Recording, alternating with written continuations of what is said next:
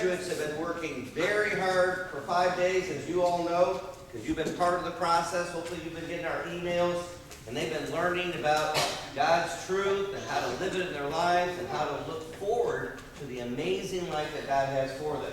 So it's a journey of life, and we are getting them prepared to be successful, to be all that God made them to be. So we're going to show a little review kind of the week and what we've done with them, okay? So let's get started here on our journey. So first thing, let me show you just a little kind of video that explains what Character GPS is all about. We've been doing this now for 8 years.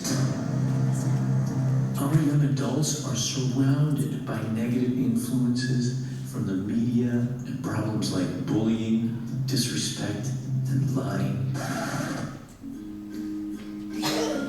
Character GPS can help our communities get back on track. Students are engaged in 8 weeks of interactive multimedia workshops that focus on real-life application of 16 character values. Lessons include practical exercises, action plans, and assessments to help integrate these values into thoughts and actions. It's our right together to steer our What your children kids are really feeling, toward a what's better important to way. them in their lives, and it's a team effort. We're all working together. So my wife Debbie and I were so glad to be in this ministry, working with all of you, supporting you, because we consider all you parents heroes. You are working heroically, sacrificing for your kids, and they were learning some about that sacrificing, right guys? They kind of appreciate our parents. So we're going to kind of walk through and share with you what we've been doing on this 5-day journey to understanding the goals for their lives. So this program started as a 10 Commandments class. And we were just trying to make the 10 Commandments relevant. Yeah. If you want to put your phone on silent or vibrate, at least if they have to get a hold of you. So what we felt was that sometimes our kids think the 10 Commandments is Moses and stone tablets, right? And the tablets they like to work on are computer tablets. So they think it's kind of outdated. But really, more than ever, we need a moral code. We need direction in a very complicated world that we live in, right guys? So we built this into then our Character GPS program to put these tools together about the values we need to live to make good decisions in our lives. So one of the first things we talk to our kids about is a decision. Are you going to be a weather vane or a compass, right? Well, a weather vane, who can tell us what a weather vane is? It's the person that's like, well, it's not like, it says like, it's not good, not better than compass. Compass is like way better than the way better. So what does a weather vane point? Where does it point? It just shows what the weather is. But compass shows you north, east, south. Right. What we want to do north. Right, so the weather vane is like our emotions. We can be up and down, the winds can change, right? And if our kids just kind of do whatever they feel like doing, they're going to be in big trouble, right? So we asked all our kids, do your parents ever wake up some mornings and they don't feel like going to work? Does that ever happen, guys? But what do your parents do? They go to work, right? Because they're not a weather vane, they're more like a compass, right? And they can ask Jesus to help them. We probably need that a lot. So Zeph, what does a compass do? Compass shows the way of proactive, being proactive, and the weather vane is reactive. There you go. Very good. So the compass points always to the north, the right thing to do. And we talked about being proactive. Pro meaning before you act, you should think about what the right thing to do is. That is so good, Zeph. So the key then is we don't just go along with what everyone else does, right? Because if everyone else is doing it, Daniel, does that make it right? He's thinking about it. Do we just go along with the crowd, what everyone else is doing? Does that make it right? No. We do what's the right thing to do. So we did an exercise. We had the kids on the very first day stand up and point to where they thought north was. And we had kids pointing all over the place. And so we said, who's right? And they said, I am. Right? Is that true, parent? They think they're right? Sometimes, especially as teenagers, we think we got it all figured out. But we actually may not be right. So we have to have tools to help verify that our decision and our thinking are on track, right? So this is what we understand. It's not doing what everyone else is doing. It's doing the right thing. that means you may be a leader. You may be the one person heading in the right direction, and maybe other people will start following you. So that's the principles that we wanted our kids to align to. And the principles that we follow, guys, are found where? In the Bible. This is our owner's manual, right? You buy a TV, it has an owner's manual. You buy a car, it has an owner's manual. When you were born, parents, did they have an owner's manual for them? No, so we've got to use this owner's manual to figure out how God wants us to raise our kids and live. So if you are going to be a weather vane, we warn the kids, you're setting yourself up for a sad life. Because what's going to happen, guys, you're focused on yourself, and do you always get what you want when you want it? So we have adversity, right? And then we're disappointed. Here we are, the richest country in the world, and we have the most disappointed people in the world. Go figure, right? Because maybe they're living like weather vanes. So they're wandering aimlessly, just trying to find whatever they want. But we know there's a better way to live, right? God has a better way, and that is to be in a GPS. Now, we use GPS because the kids kind of like technology, right? They trust technology sometimes more than wisdom. But in our program, not only is GPS a global positioning system, right? We kind of use technology when we need to, but GPS also stands for God's principles of success, right? So we can kind of use these acronyms to help us remember the right things to do. Seek guidance, God, and be coachable. You parents are helping the kids, guide them. And the problem our kids have, and parents, you've seen this, is often, as I said, they trust technology more than your experience. Have you ever hit, you're kind of like, when I was your age, you're trying to give them advice, and what do the kids' eyes do? You roll your eyes, right, guys? You think, oh, that's outdated information, right? But they learned that wisdom is never outdated. It's not like technology. So we need to be coachable, right, guys? We need to listen to our parents and teachers and the people that are trying to give us the wisdom to make good decisions in life. So we make proactive choices, and thus we actually create good luck by doing the right things at the right time. And thus, we're not going to be lost. We're going to follow God's plan for our life. Does that sound good, guys? So that was the first thing we had to kind of get everyone in agreement on. So then we said, today is the first day of the rest of your life, right? And we said, you've got a great future. How do you get from today to your amazing future? You have to go in a straight line, and that straight line is that's the way we Praise God. So we would like our kids to be on the straight line to the future. Wouldn't that be great? It's the shortest distance, but we all know, even as adults, we get distracted, right? There's all sorts of things in our lives that distract us from getting to the things we know probably should be focused on. So our kids learn that there is then a toolkit in the Bible. We can follow principles that help us get from today to our amazing future. So what we actually did is we formed a straight line using the toolkits like a stepping stone.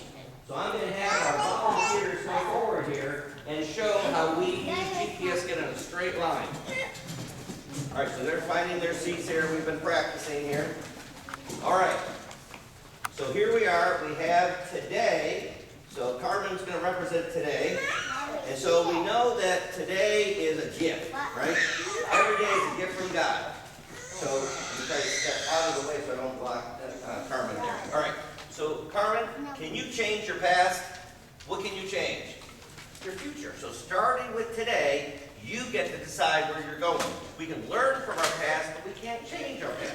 Some people kind of get caught up in the past, right? Hurts and everything from the past, but if you're going to heal, you've got to go forward. So what does the Bible say about today? Psalm 118, verse 24. This is the day the Lord has made. We will rejoice and be glad. All right. Now, are we always glad with today? Sometimes we let the problems kind of cheat us or rob the joy of today. But we should be enjoying every day as a gift. So Carmen volunteered to take today because she said it's a gift, right? She has a wonderful smile and she's helping us remember to be joyful. But just be joyful in the moment. Still, we have the challenge of trying to get to our amazing future, right? So there's our amazing future. All right. And our amazing future has some help down there, right?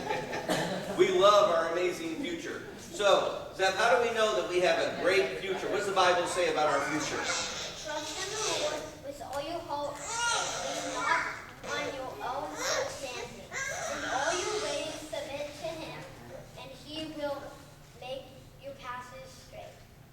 Proverbs 3:5. All right, so we know Solomon was a very wise man, right? So he captured the truth about what our future looks like. So the key then is, how do we get from today to our amazing future? So to get on a straight line, just like if you were crossing a stream, if you had stepping stones, you could safely get to the other side and not drown or get distracted, right? So we learned to use our toolkit. So our first toolkit is our PR. All right, so Catherine's got our PR. What does PR stand for, Catherine? Proactive responsibility. Okay, that's a lot of mouthful, right? Proactive responsibility.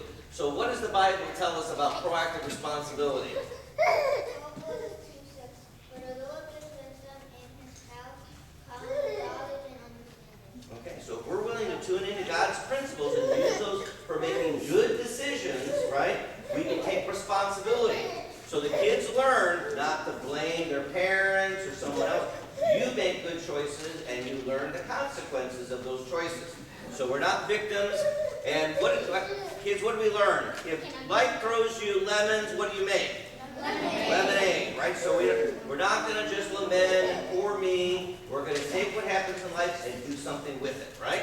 So now that we are making good decisions and being proactive, Catherine, is that enough to get to our amazing future? It's a first step. So we need our second toolkit, our CD. So Peyton, what does CD stand for? Having a can-do attitude. I was raised, my last name's Kane, with 7 kids in my family. And our folks just got to it real quick. We never was allowed to say we can't do something. Your name's Kane, you can't do it. End of discussion. So we had to learn how to be successful in life. So Peyton, what does the Bible say about having a can-do attitude? I can do all things. Yeah, come here, Mama. Come here, Mama. And what passage is that? Philippians. Right. So we're trying to have the kids memorize these key verses, because when you got the truth will set you what, guys? Free. Right. Okay, so Peyton, now that we have a can-do attitude, does that get us to our amazing future? Okay. So if we could have the kids just kind of go back a little bit, because we're going to videotape it, we want to make sure that we don't miss our kids up front here. Okay. I know. This So is not a good time. there we go. Yeah, get some help there. Thank you. There we go. All right. So Peyton, now that we've got this can-do attitude, is that enough to get us to our No, this amazing is not a good future? time for them. We need another toolkit. So we need He's TD. not going to want to So stay. Ryan, what does TD stand for? Talents discovered, right? So when we discover our talents, it's like scoring a touchdown. That's what we normally think TD is, right? So what does the Bible have to say, Ryan, about TD? Before I formed you in the womb, I knew you. Before you were born, I set you apart. I appointed you as a prophet to the nations. What passage? Jeremiah chapter 1, verse 1. Right, so Jeremiah was a prophet, right? Sharing the wisdom of God with us. So now we need to know who God made us to be. Sometimes we try to be something that we're not. We try to be like someone else when God had a different plan for us. So we have to learn who we are and then learn how to leverage those tools, those abilities, those gifts, right? And develop them to be all that God made us to be. So Ryan, now that we've got talents, is that enough just to get to our future? All right, so we need another toolkit. We need our V. So destiny, with a perfect name for our V. What does that stand for? Vision. Having a vision for our lives, right? So what does the Bible say about vision? For I know the plans I have for you, declares the Lord. Plans to prosper you and not to harm you. Plans to give you hope and a future. All right. So Jeremiah 29:11 tells us that the kids don't have to wonder if there's a good future. God has a plan for their lives, right? He has a great future. But it's our job to pursue it, right? So we learned about smart goal setting, and we'll share a little bit with you how the kids can take an idea of what God might do in their lives and develop a plan that they can help make it happen, right? Instead of waiting around for God to do it, God's going to help us, but we've got to do our part, right? So Destiny, now that we have vision, does that get us to our great future? We need another toolkit. We need a 3T. All right. Belinda, what does 3T stand for? Okay, so we need self-management, self-control. We have to manage our time, temptation, and treasure. Parents, would you agree with that? That's a life challenge, right? So what does the Bible have to say about 3T?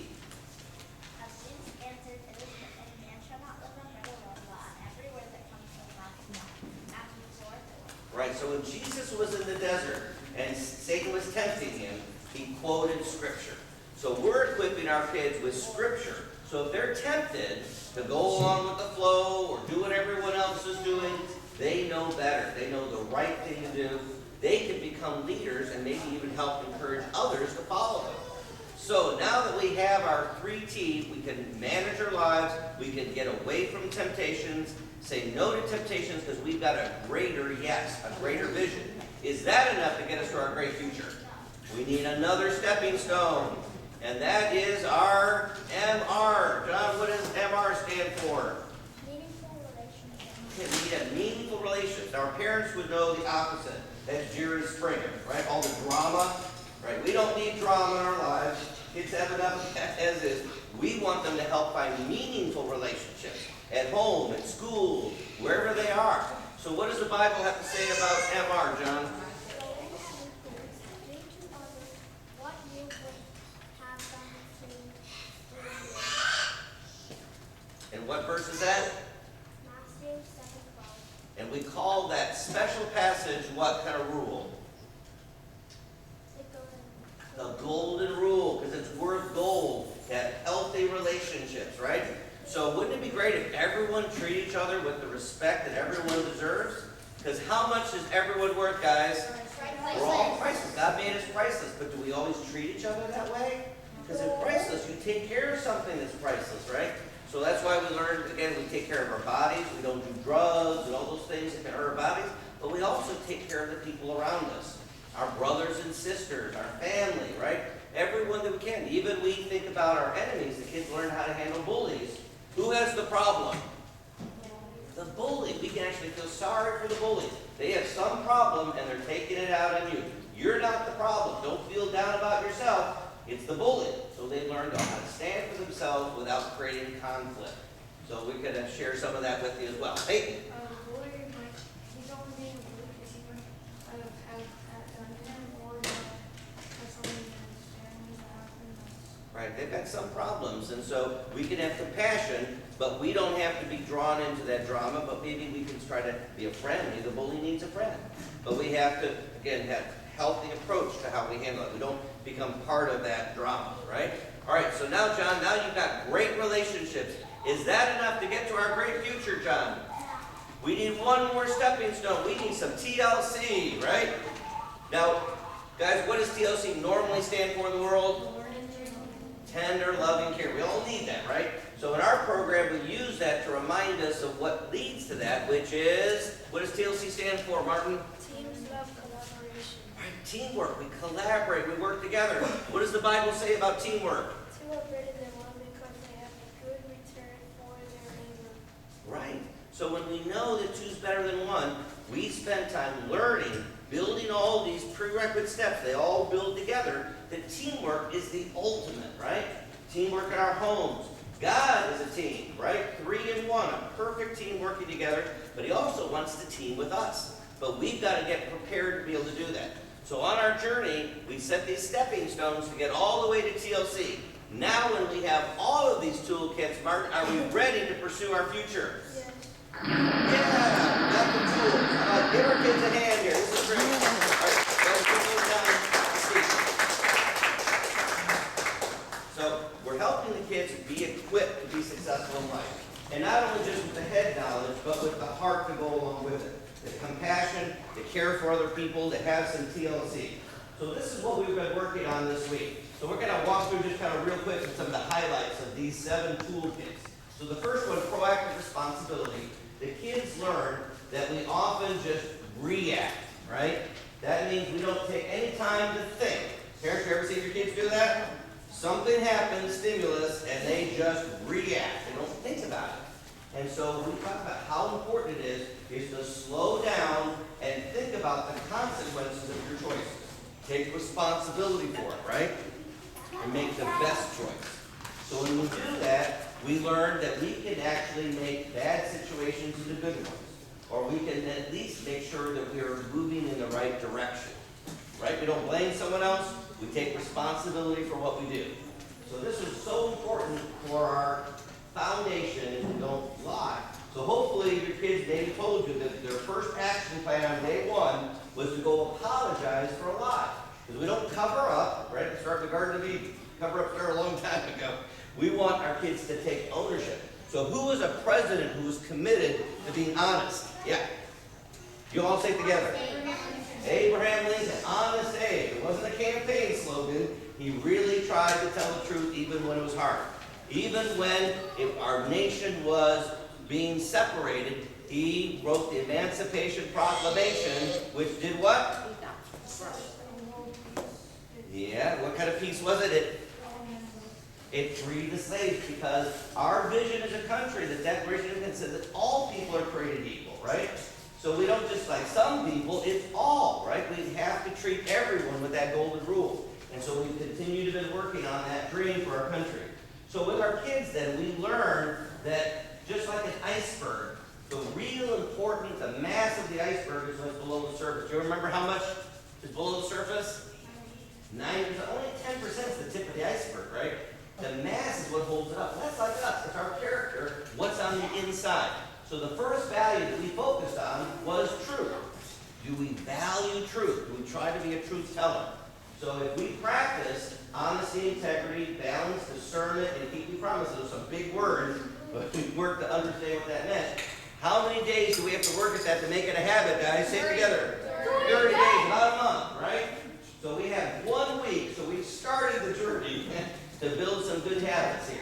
So if we practice those, they come to the surface. And then people see that we have freedom, we're trustworthy, we respect ourselves, and we try then to respect other people and help build healthy relationships, right?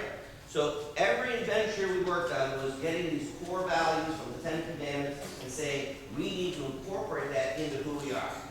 So there's Martin, right? They were working together as a team. We are not victims, right? We need to pass it on. We need to believe that we can make good choices regardless of how tough life can be, right? So Martin was doing a great job on that. Peyton was listening. He was thinking about it there. That's great. All right. So the second adventure was Antigua. Because the game was on the line, people were trying to stop him, but no one was going to keep him from scoring, right? His team believed, he believed. They had 9 comeback victories when he was in that season with the Broncos, right? So we like Tim Tebow because he had this can-do attitude, right? And of course, before the game, he'd always do his Tebow, right? Ask for help, right? So that he could do his very best. That's what we want our kids to do, is to do their very best. Now, we were very clear, guys. Is anyone perfect? No. No. But we can be excellent, right? We seek out to do our best. So we build the habit of excellence. How do we do that? We practice in everything that we do. So when your parents tell you to sweep the floor, how should you do it? Immediately would be great. And you just like quickly get it done, Evelyn, or what kind of job do you do with sweeping the floor? You do a good job, yep. With excellence. So if you practice the habit of excellence, you will become an excellence-oriented person, right? It becomes who you are. Yes? And also you can do it with a can-do attitude. With a can-do attitude. That's what this is all about, right? So when we practice excellence, we build a habit of excellence. What's the opposite of excellence? The lack of effort. What is that? And that's when you're just doing a chunky job. That's being a weather vane. And if you always try to get the easy way out, what do we call that? The L word. Lazy. And if you are lazy all the time, 30 days, what happens? You build the habit of being lazy. Parents, do we want laziness? No. So sometimes our parents have to coach us, right? They give you consequences when we're not doing the right thing. Do they do that to be mean to you? They do that because they love you. That's right, they care. See, they're getting it, right? That's what we need, right? So the kids learn that our brains, they have to understand how their brains work. The frontal lobe is where you make decisions. How old are you when your frontal lobe finally fully develops? About 25. How many of you guys are 25 years old? None. Oh, Peyton is. Okay, going on to 25. Almost, right? So who in your family is at least 25 years old? Your parents. So they're your coaches, right? So instead of trying to just think what you think is the right thing to do, your frontal lobe is not fully developed. You can call on your parents to help check your decision making, right? Because they have life experience and they have wisdom. Isn't that a great resource to have? Right? And we talked about this. Every Olympic athlete has one thing in common. What do they all have? Yeah, but they all have a coach, right? If you want to be successful at anything, you get a coach. Well, you guys were blessed with parents that care about you and are coaches. So you guys are heroes, right? We work with a lot of kids, my wife Debbie and I, who have parents that don't care. They're not here like you are to coach their kids, get them into this kind of summer camp and help develop them to be all the God made them to be. So the other thing is they also learn how their brains learn, right? So they learn that when they receive information, it goes into their short-term memory. What happens to your short-term memory if you don't do anything with it? It will just spill out. It wipes away, right? So you have to move it to where? The long-term memory, and then you own it for life, right? So we use the football as an analogy of how our brains learn. So this was kind of a 3-step process. So I need someone to go for a pass for me here. All right, Pink, you want to go? All right, he's going deep. So it's going to come to him. He's got to receive it, right? And then once he receives it, though, what do you have to do with it? I have to run. Well, before you run, Savor it. well, you got to tuck it in. You got to store it, right? You might drop it, right? And then you can use it. So here we go. 3 steps. Going deep, catch it, tuck it in, and touchdown. Give him a hand there. That's great. So doing these things helps them remember. So now all our kids can be straight A students, but they have to work at each of those steps. And the first step is to receive the information. And so what happens? Why don't we always receive the wisdom coming from our parents or teachers? What happens? We're distracted, right? Sometimes we distract ourselves. We're talking to our neighbors, we're daydreaming, right? So we learn to not be lazy learners, but to be focused. So if your parents are talking to you, what should you do for your parents? Listen, and how do they know you're listening? That's right, you look at your parents when you're talking. You don't be looking at the game system or at your phone, right? You stop and you look at the person you're talking to, right? It's respectful, but also it makes practical sense so you can learn, right? So these are the lessons for life. I wish I had known it when I was a kid. I kind of had to learn the hard way, but we put this together so we can help our kids. So we throw the touchdown pass, we receive it, we store it, and then we can use it. Now there's 2 methods for storing that information. Get it from a short-term memory and long-term memory. So Hannah, do you remember the 2 methods?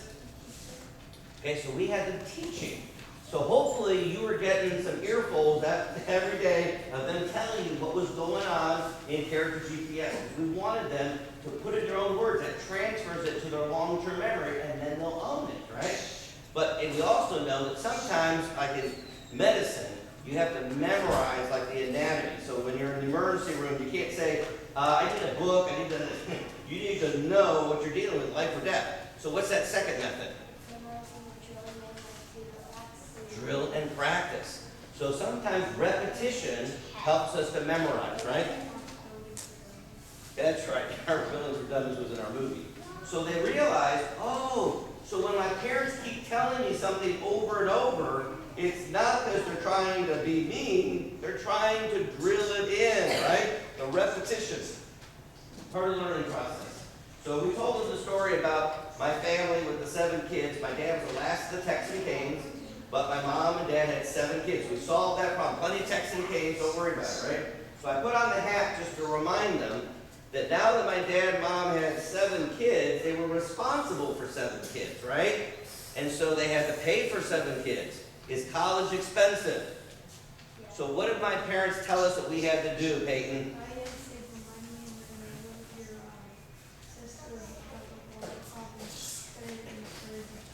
So we had some stories. My parents said, you gotta pay for your college. We're gonna set you up, we're gonna take care of you. But we had to save 10 cents on a dollar. We had to kind of tithe to the college bank, right? To save for our future, get good grades, and get scholarships. And so my young sister, when Laura was 3 years old, Peyton's telling her, I told the story, she had this big lollipop. And to a 3-year-old, it's like gold. And one day I saw her walking to the refrigerator. I said, Laura, what are you doing? She said, I'm saving my lollipop for college. That's how ingrained we were. But was my parents' strategy, did it work, guys? How many of the 7 of us went to college? All 7. How many graduated from college? How many went and got master's degrees? And my kid brother Steve is what? He's the PhD, he's the genius. He reprogrammed the Hubble Space Telescope. It had a defect in the lens. He wrote algorithms to compensate so we get these nice, crisp pictures. He's a genius, right?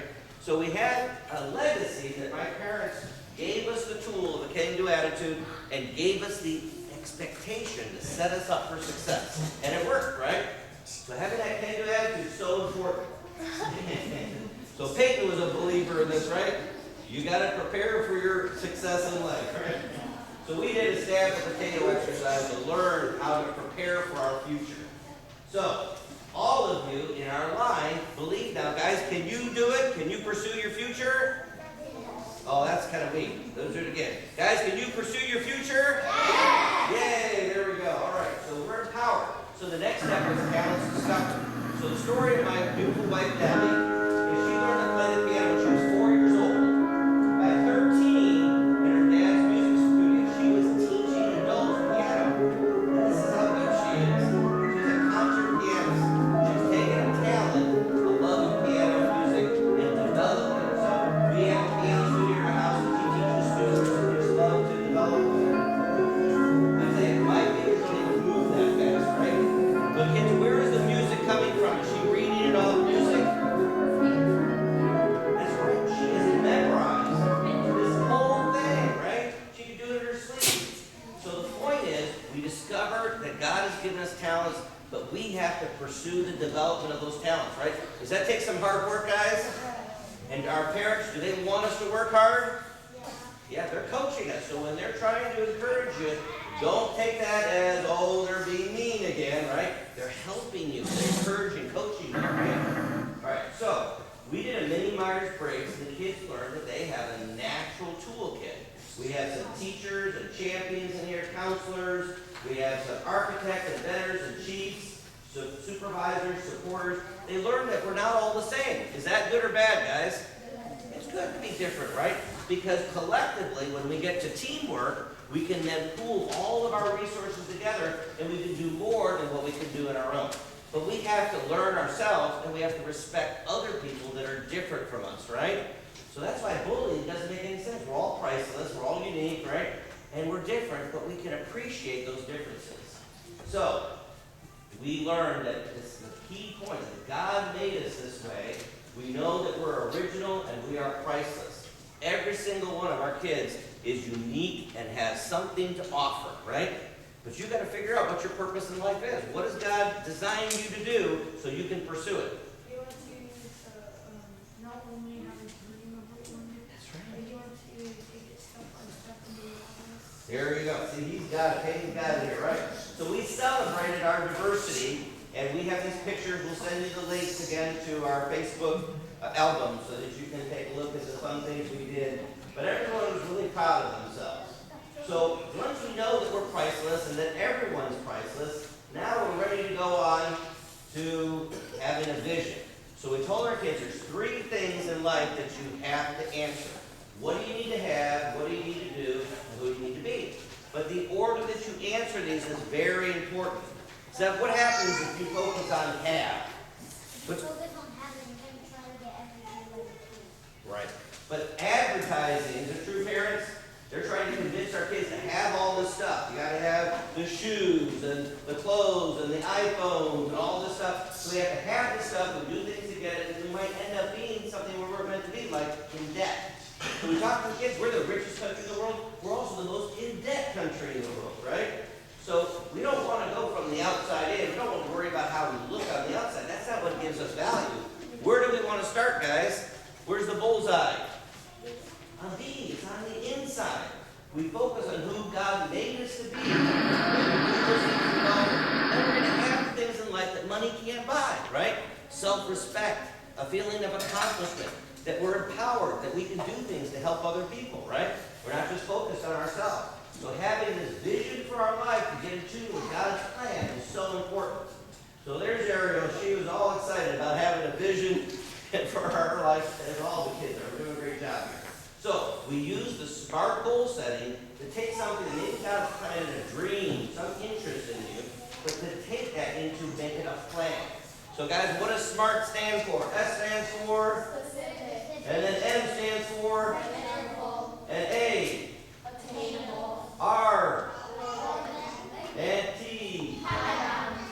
So the kids, you're going to hear that they took dreams of things that they think they'd like to do, but they put together a SMART goal plan so they could create something that will allow them to pursue those dreams.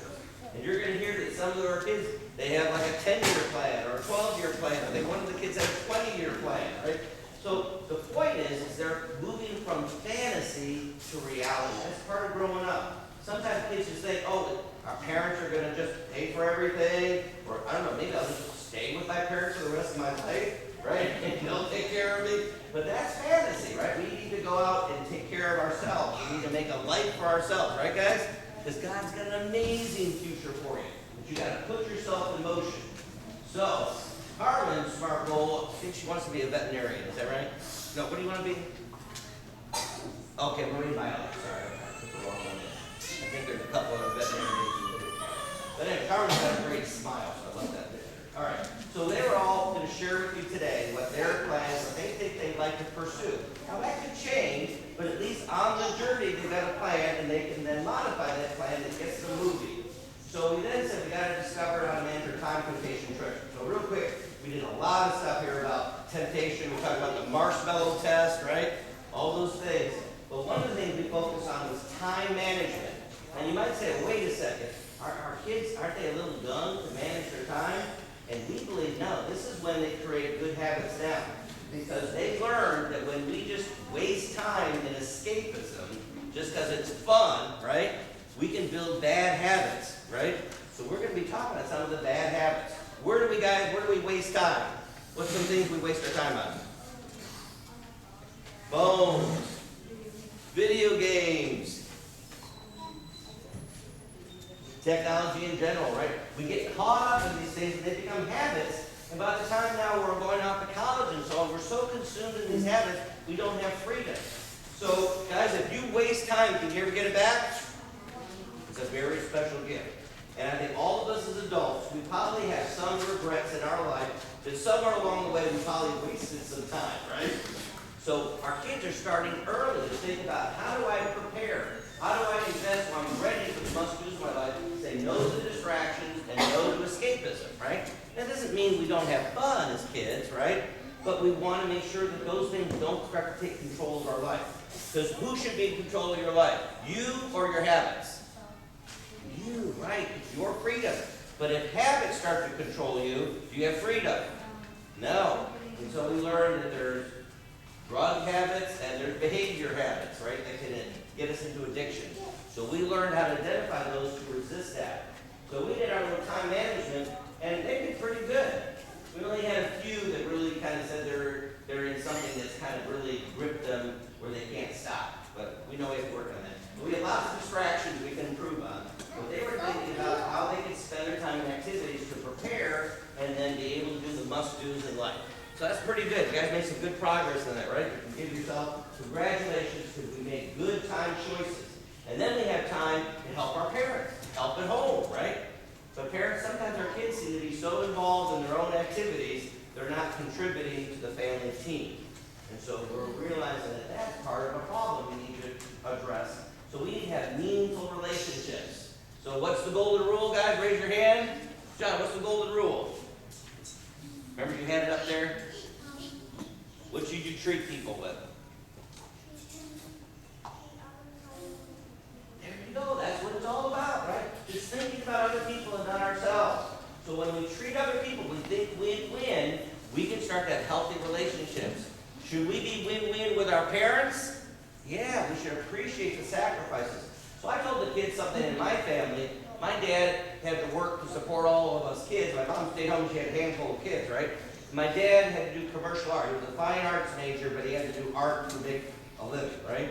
So he would come home as a frustrated artist. And so what did I do for my dad, Hannah?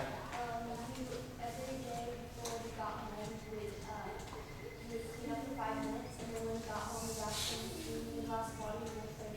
Here you go. So we did 5-minute cleanup. That was our teamwork before my dad got home. So the mess that we had made, we all got together and quickly cleaned up. But I just got tuned into my dad. I realized that he really sacrificed. So when I was home, I'd see my dad at the door. I'd say, Dad, you look thirsty. Can I get you something to drink? And he would just beam that someone appreciated him. So did I have a good relationship with my dad? Absolutely. We'll tell you more about that in a little bit here. So this is how we can appreciate our parents. So hopefully, maybe you noticed that your kids were starting to think about doing some things to help out. Did we do any of that yesterday, guys? Okay, good. So hopefully you're gonna notice some improvements in that area. But it's all about what? Respect, right? So read that right. That's R-E-S-P-E-C-T, right? You have to respect everyone. Special, personality, ethnicity, culture, and talent, right? Parents want to be respected, right? We all need to respect each other. So that's how we want to live. So we did a lot of what we call GPS theater. We did role plays where we worked out how to talk through problems, right? And how to respect each other and respect our parents. So we had some roles where we had to deal with a bully and how to handle a bully. We also had parent-child interactions, right? So we could learn better how to respond to our parents in a positive way, right? So now they know what to do. We practice it. Now it's a matter of getting the habit of doing it. So that's what we're working on. So we got 5 days. How many more days to build a habit out of that, guys? 25. Better do the math, right? 30 days to build a habit. So the last adventure was about teamwork. And so we had the kids doing activities to learn how to work together, to share information. We solved a lot of puzzles, right? Sometimes life is hard. You try to do it by yourself, you can't figure it out, but when you work together, did you do better, guys? Right, teamwork really works. And so sometimes we build just great friendships, right? So that we can work as a team. There's Destiny and Carmen working as a great team together. And we made lots of friends during this summer camp week. We just love working with you guys. So hopefully these are friendships that we've planted some seeds that we're going to really now be able to build from. So Debbie and Kathy are working together. So is it true that 2 are better than 1? Yes. Right, and we proved it. We proved in nature it works. Why do birds fly in a V shape? Who's got it? Raise your hand. Carmen, why do birds fly in a V shape?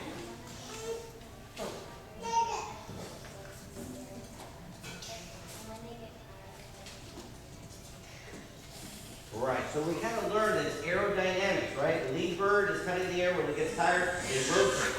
Now we had to sort it out because a few of them thought that it was the smart bird that was out front. You know, they must have gone to bird school or something and learned how to be a leader. But we know that God just planted in their instincts to work as a team. So we can work as a team at home, in our families, wherever we are. But we have to be committed to believe that 2 are better than 1. So that's why we did the birds, we did it with our activities. And now we're ready to put it all together here. Because if we are willing to work in teams, is anything impossible? Nothing's impossible, right? Looking towards our team, right? We all need Christ and strength and Christ in each of us. So if we're willing to do our part, that means we focus on what is the success out there for our life. We'll get that against the right character, principles, values we have, and then combine it with our marriage, our free from addiction. What happens when we put this together? What do we get? Right? Gives us energy, gives us excitement, and we put our heads together and accomplish more.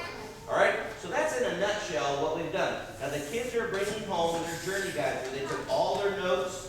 So all the tools are right in there and they can review, hopefully, maybe they'll spend some time teaching it back to you so they kind of really own it. But they have done a phenomenal job. We are so proud of them.